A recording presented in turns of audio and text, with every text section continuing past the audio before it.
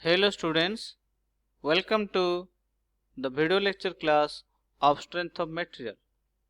Here in this video, I am going to explain about the temperature stress produced in simple bar when two ends of the bar do not yield and two ends of the bar yield by amount del, and some problems related to composite bars. Let's do a question. Find the expression for temperature stress in case of a bar of length 1 meter fixed at both ends, subjected to heating through T degrees Celsius. If the ends do not yield, if the ends yield by del amount, take alpha as linear coefficient of expansion and E as Young's modulus of elasticity. For the answer, let us consider a bar, L length of the bar, capital E Young's modulus for the material of bar, E strain induced in bar, sigma temperature stress in bar, del L change in length of bar, del T change in temperature in bar. Let's do the calculation of stress induced in bar when ends are not yield. What does it mean? When the two ends of bar are not yield, then there will be natural expansion in length of the bar takes place due to the change in temperature. That means there is no prevention across the free expansion of the bar. Now we know that from formula, natural expansion of the bar is equal to del L, that is equal to L alpha into del T. We have strain is equal to change in length by original length. So E is equal to del L by L, that is equal to L alpha del T into L. So now we are getting alpha into del T as strain. From Hooke's law of elasticity, that is E is equal to stress by strain and stress is equal to Young's modulus into strain. Already you have getting the value alpha del T. So putting the value of strain in as alpha del T. Now sigma is equal to E into alpha del T. Next bit is your temperature stress induced in bar when ends are yield by deformation del. Whenever two ends of the bar are yield by deformation del, means the free expansion of the bar is going to be permitted. So if the free expansion of bar is going to be permitted as del amount, now the natural length of the bar increases or deformation takes place as L alpha del T, and it is permitted with a value of del. We are getting actual expansion of the bar as del L is equal to L alpha del T minus del. Now we are getting the value of strain. E is equal to del L by L. Now L alpha del T minus del by L. And Young's modulus of elasticity is equal to stress by strain, and its stress is equal to Young's modulus elasticity into E. So E L alpha del T minus del divided by L. In this way, we are calculating the temperature stress in bar during yield and not yield condition. Let's do a problem as numerical. A railway line is laid so that there is no stress in the rails at 60 degrees Celsius. calculate the stress in the rail at 20 degrees Celsius if first bit no allowance is made for the contraction. Second point, there is a allowance of 0.005 mm for the contraction per rail. The rail are having length 30 mm long and E is equal to 200 gigapascal, alpha is equal to 0.000012 per degree Celsius. Now from the above question we are having given that from the above question given data are as initial temperature is 60 degrees Celsius, final temperature is 20 degrees Celsius, T2 20 degrees Celsius. Allowance means del is given as 0.005 mm, L is equal to 30 mm long, and E is equal to 210 gigapascal means 10 to the power 3 Newton per mm square into 200, and alpha is given as 0.00012 per degree Celsius. We have to calculate the temperature stress in case of no allowance for contraction.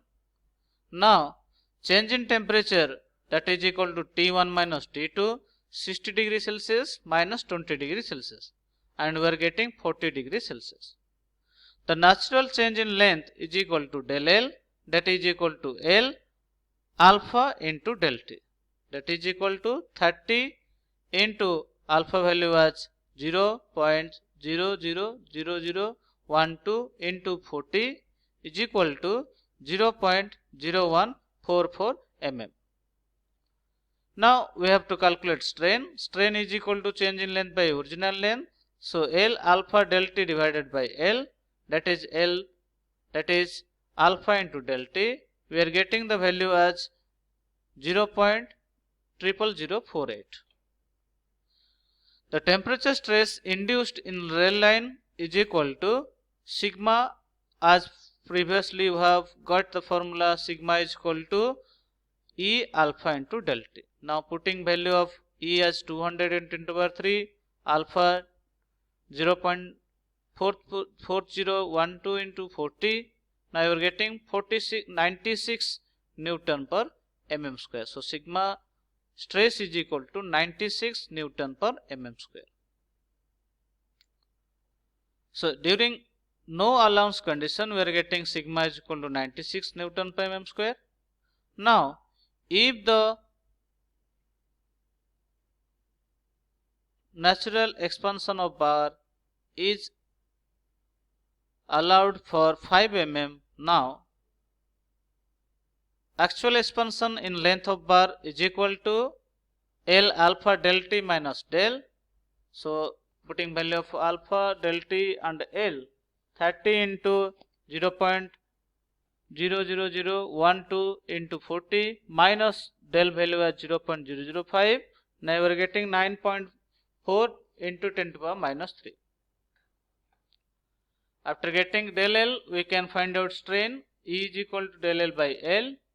So 9.4 into 10 to the power minus 3 divided by 30, that is equal to 3.133 into 10 to the power minus 4. The temperature stress induced in railway line is obtained as Young's modulus into strain. So 200 into 10 to the power 3 into value of strain as 3.133 into 10 to the power minus 4, that is equal to 65.8 Newton per mm square.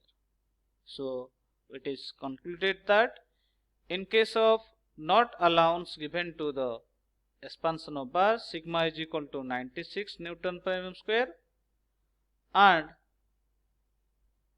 in case of allowance given to it, it is obtained as 65.8 Newton per mm square. In this way, we are going to solve about the temperature stress for a simple bar. Now we'll have to go for a question related to composite bar.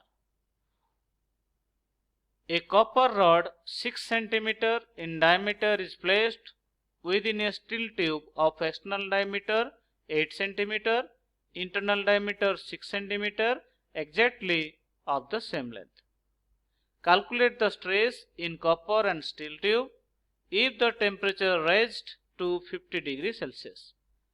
Steel Young's modulus for steel as 210 gigapascal, alpha S as 11.5 into 10 to the power minus 6 per degree Celsius. Copper Young's modulus is 105 gigapascal. Alpha for copper is equal to 17 into 10 to the power minus 6 per degree Celsius. From the above question, we are having diameter of copper as 60 mm, diameter of steel as external diameter as 80 mm, internal diameter as 60 mm. So temperature raised 50 degree means del T is equal to 50 degree Celsius. Now ES, steel Young's modulus is 210 into minus 10 to the power 3 Newton per mm square. For copper it is 105 into 10 to the power 3 Newton per mm square, and alpha is 11.5 into 10 to the power minus 6 per degree Celsius. Alpha copper is equal to 17 into 10 to the power minus 6 per degree Celsius. So before we are going to find out the stress, we have to calculate the area of copper tube and steel tube. The area of copper tube is given as pi by 4 diameter of copper square. Now pi by 4 into 60 square, it is calculated as 2827.43 mm square. Now area of steel bar AS is equal to pi by 4 external diameter square of steel minus internal diameter of steel square, that is pi by 4 80 square minus 60 square, that is obtained as 2199.11 mm square. So now during the calculation of stresses in case of composite bar, we have studied that there are two formula. One is compressive load applied in copper is equal to tensile load upon the steel. So that is PCU is equal to PS. Now in terms of sigma into area, sigma CU into ACU is equal to sigma S into AS.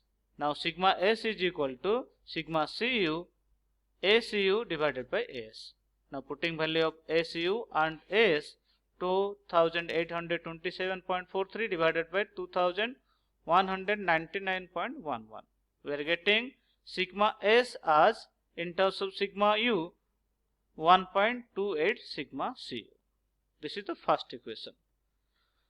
Another expression is that the actual deformation in copper tube is equal to actual deformation in steel tube. So that is sigma Cu by ECU plus sigma S by ES is equal to alpha Cu minus alpha S into del T.